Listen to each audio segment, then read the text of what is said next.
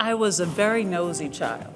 I was always a Capricorn child, too. I'm someone who is very connected to soil, to land. I mean, you could almost drop me off anywhere on earth, and I'll just find a way to relate to the place where I am. And it becomes very organic and natural. And I think my entire family is this way, even now in New Orleans. I think about all the people I know who are so attached to this place through all kinds of storms and inequities and dysfunctions. Those are the central players in my book. From high up, 15,000 feet above, where the aerial photographs are taken, 4121 Wilson Avenue, the address I know best, is a minuscule point, a scab of green.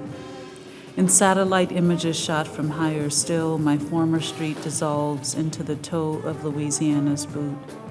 From this vantage point, our address, now mite-size, would appear to sit in the Gulf of Mexico.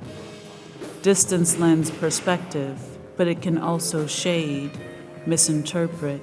The conversations between the authors and the audience, they came away with a love of the written word and the love of all of the different issues that were presented in all these conferences. It truly was a Mardi Gras for the mind. I was born into this place, this very specific house.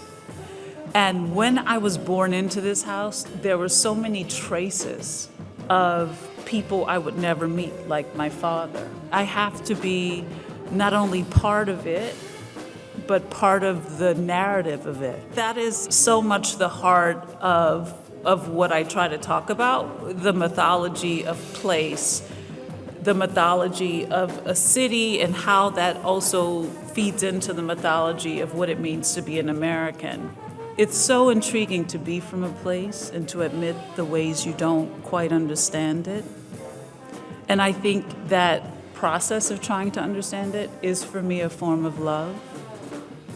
And so I wrote it not thinking so much about love in this flat way, right, that it's so often sort of put to us in the society, but to sort of think about how I might interrogate this place that composed me in so many ways. And so rather than fall into trope, right, one of the ways I could indicate that, I think, was through the narrative part of it. And anyone who knows anything about New Orleans knows that one of the greatest strengths of New Orleans are the people, who are some of the best storytellers, I think, on planet Earth. So I think figuring out a way to take this sort of mountain of fact and make these people alive in the way that I actually see them was a huge challenge, because you can't make things up, right?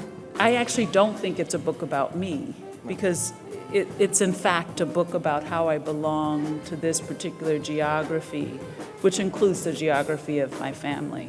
Now, this plastic vertical bathroom is the only structure on the lot, written on its front in white block letters on black background, City of New Orleans.